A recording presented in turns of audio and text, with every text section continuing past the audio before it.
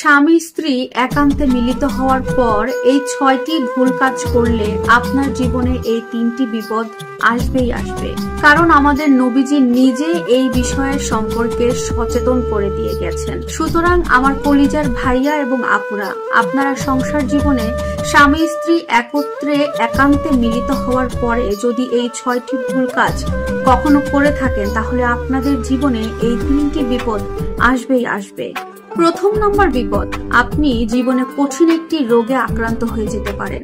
আর এই ব্যাপারে মেডিকেল সায়েন্সও কিন্তু তথ্য দিয়েছে, স্বামী স্ত্রী মিলিত হওয়ার পরে যদি আপনি এই ভুল কাজটি করে থাকেন, তাহলে আপনি কিন্তু কঠিন একটি রোগে আক্রান্ত হতে পারেন। দ্বিতীয় নম্বর বিপদ হচ্ছে আপনার ঘর থেকে বরকত উঠে যেতে পারে। আর তৃতীয় নম্বর হচ্ছে আপনি কঠিন একটি বিপদের মধ্যে পড়ে যাবেন। সুতরাং এই সমস্ত ভুলগুলো যেন আমাদের মধ্যে না হয়, সেই ব্যাপারে সবাই সতর্কতা অবলম্বন করবেন। প্রথমত যে ভুলটি আমরা করব না সেটা হচ্ছে, এখনকার বর্তমান সোসাইটিতে যারা একটু হাই কোয়ালিটি সোসাইটি মেনটেন করে, তারা কিন্তু অধিকাংশ সময় স্বামী স্ত্রী একান্তে মিলিত হওয়ার সময় একেবারে উলঙ্গ অবস্থায় থাকে।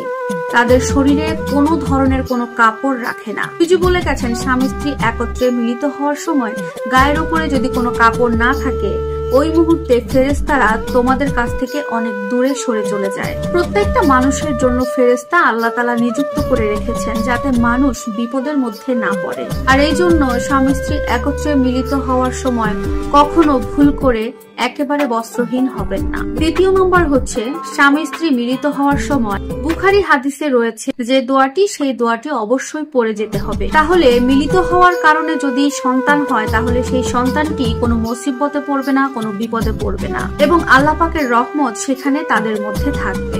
এর পরবর্তীতে স্বামী স্ত্রী একত্রে মিলিত হওয়ার পর সাথে সাথে যদি আপনি গোসল করেন, তাহলে আপনি অসুস্থতায় পড়ে যেতে পারেন, আপনার শারীরিক বিভিন্ন রোগ ধরা দিতে পারে।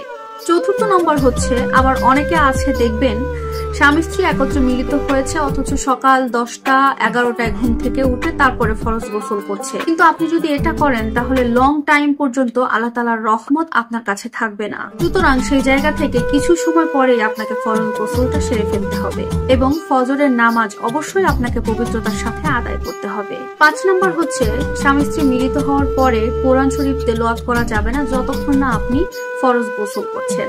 6 নম্বর হচ্ছে, স্বামী স্ত্রী একত্রে মিলিত হওয়ার পর ছেলেরা কখনো মসজিদে প্রবেশ করতে পারবে না যতক্ষণ তিনি ফরজ গোসলটা করছেন। আল্লাহ পাক আমাদের সবাইকে এই সমস্ত কথা বোঝার এবং মানার তৌফিক দান করুন। সুতরাং ভাই এবং বোনেরা, স্বামী স্ত্রী মিলিত হওয়ার পর কখনো ভুল করেও এই 6টি ভুল কাজ করবেন না। যদি করে থাকেন, তাহলে অবশ্যই আপনারা বিপদে পড়বেন।